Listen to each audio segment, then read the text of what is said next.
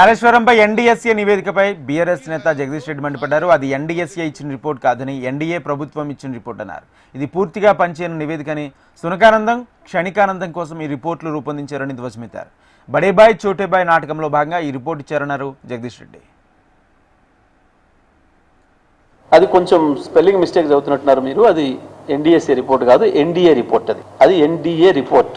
ఎందుకంటే NDSA report అయితేనేమో అది ఒకటేసారి ఇస్తుంది. కానీ భారతదేశంలో ఇప్పటి వరకు ఎక్కడ ఏం ప్రమాదాలు జరిగినా అసలు ఎన్డీఎస్ఏ అనేది ఒకటి ఉందనే సంగతి కూడా తెలియదు. మొత్తం ఈ దేశానికి ఒక ఎన్డీఎస్ఏ అనేది ఒకటి ఉంది అని అడ్రస్ చెప్పింది కాళేశ్వరం మొదటిసారిగా.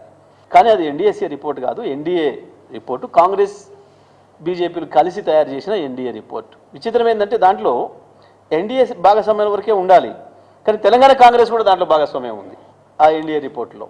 లేకపోతే ఏమైనా బుద్ధి ఉండాలి కొంచెమన్నా. ఆనాడేమో ఎన్నికల ముందు తెల్లారే వరకే ఉరికొచ్చింది ఏదో అయిపోయినట్టు. అసలు అది ప్రాజెక్ట్ అనేది ఒకటి కట్టినరా ఆడ ఉన్నదా లేదా కూడా చూడలేదు వీళ్ళు. ఒకటే పూటలో హైదరాబాద్కి వచ్చి పోయి తెల్లారి వరకే లీకేజ్ ఇచ్చారు. ఆ నివేదిక ఎవరికి ఇచ్చామని కూడా చెప్పలే. మొట్టమొదటి బీజేపీ నాయకులు మాట్లాడారు, తెల్లవారి నుంచి వెళ్ళి ఇక్కడ ఉన్న కాంగ్రెస్ నాయకులు మాట్లాడినారు.